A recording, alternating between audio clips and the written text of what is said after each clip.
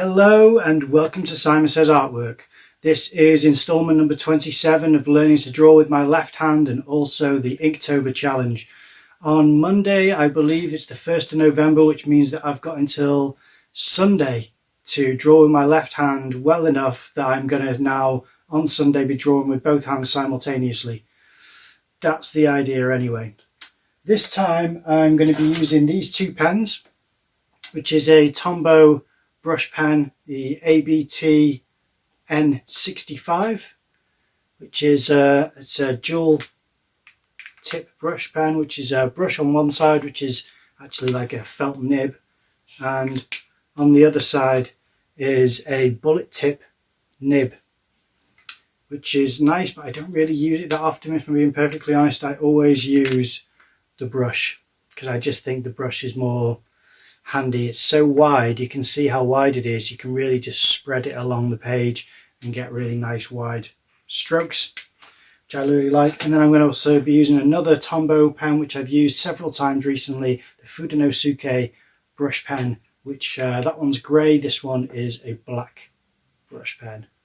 Really nice. So that's going to be my two pens for this drawing. That's what I'm going to be using, and as always I'm going to be doing the drawing in my handy little black sketchbook that I've done every Inktober installment in so far. And what I've been doing is for since the 24th, it's now the 27th, I've been doing references. Because for the rest of the Inktober challenge, I've been doing from my imagination. So I've been doing references. I've done an apple tree. I've done an airbrush gun. I did several things. Anyway, have a look if you're interested. But for this one,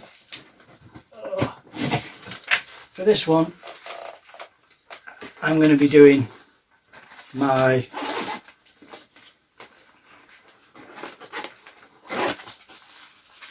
camera.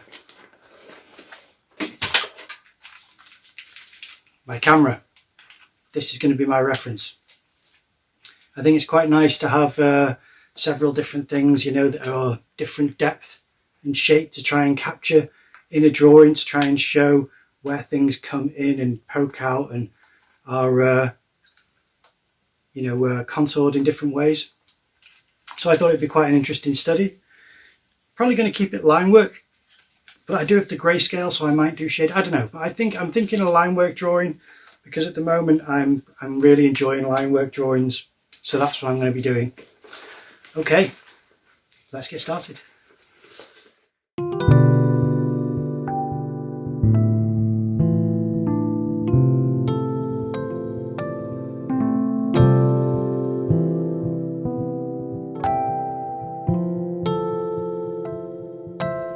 Well, here we are on the 27th installment of the Inktober challenge, and for this I decided to use my camera as a reference, and that was not as daunting a challenge as you might imagine, because I did consider the fact that it's all just different geometric shapes, and I was going to use the grey pen as an underdrawing.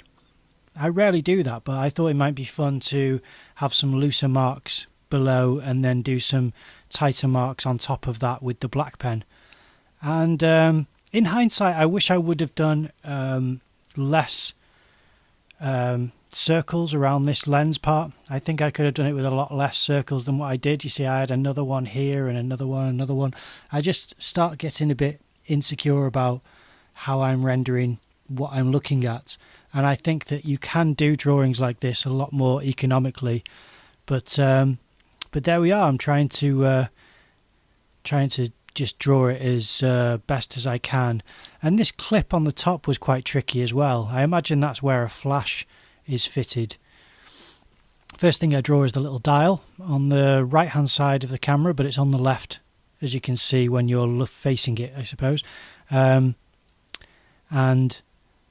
here's where I start drawing the clip on the top, and because it's in the fold of the book it makes it quite tricky to draw, but because I'm doing this with the grey pen, all I have to do is approximate it and I can correct it afterwards. So I again make the mistake of trying to draw the detail inside of the clip, and you don't really need to do that. I should really learn by now how much I can avoid drawing. In reality, you only need to draw the most important shapes, the real, I suppose the parts which really make an impression of you, that they have important functions on the camera, and you'd notice if it were missing. Whereas the tiny little details here and there don't really matter unless you're trying to add interest to points which are fairly blank. So I don't mind the fact that I draw different clips and buttons, and I do the outline of writing. I do a little too much detail here for the strap, but that's just something which I thought at the time might look good, whereas in reality it doesn't really lend much to the overall drawing. This strap I like, but I think the clip I did a little bit too much for the clip. I do the strap shorter than what it actually is, but I thought I want it to fit on the page, so I'm just going to shrink the length of it, or reduce the length of it I should say. And then here's where I start doing the lettering, which is just that bubble on the inside of the lens cap. And then some of the little details, bits of writing and bits of buttons and switches and things, I just do slight indications here and there, which I definitely think is worth including because they make the camera have more technical functions on it than what it would be if it were just the outline of the shape. So those are the important parts. But it is a fine balance between adding things that are there and taking things away that are not necessary, and just making something try to be more accurate, whereas in reality you're just making it more difficult for yourself. Now, this is one of those decisions that I made, is the line on top of the strap, and that's something which I'm glad I included because that gives a bit more dimension to the strap. And it was just a case of picking through it really, just going along and seeing what I missed and anything that looked blank on the drawing. And then I looked at it for a moment and thought, should I just leave it grey? And then I thought I'll add some of the notches to the lens cap and to a couple of other parts where you do have grip, because that's always worth doing as well, just to vary it from a lot of this open space. And part of the point of contemplation of should I leave the drawing here, and then I decide no, I've got the black pen, it'll probably add quite a lot to have a black outline on this. So I start to go in and start trying to do an outline. Now it's very thin, this nib, compared to the grey pen, so that's why it doesn't really make it pop as much as I pictured it would. But I did add a couple more lines that I didn't have initially. Not many, but just here and there where I thought I've missed out a line here, and at least I've worked out a lot of the dimensions that I'm going to use.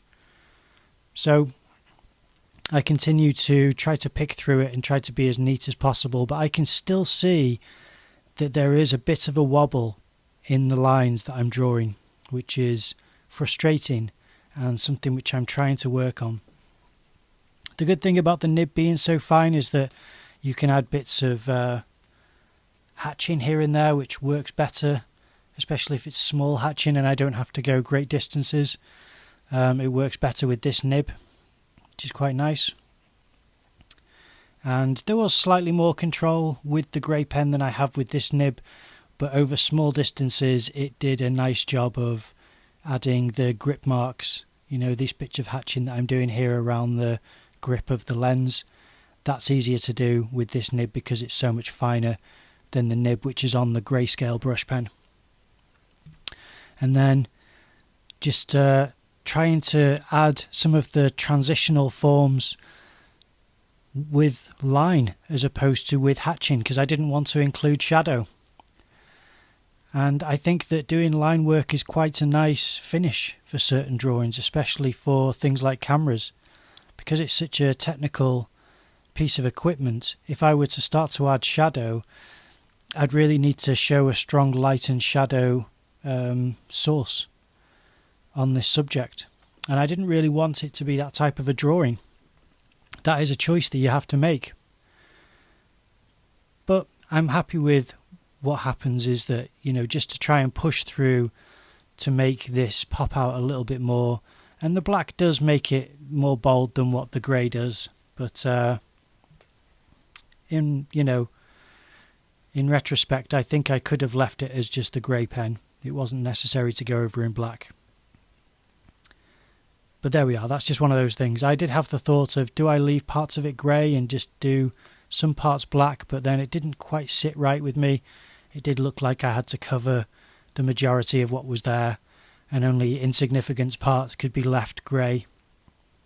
It gave me the opportunity to not go over every circular or contoured part, which I did, just like there, how I'm trying to do the important parts of the lens and then bits of the writing, but I didn't do every single circle that I tried to draw for the lens.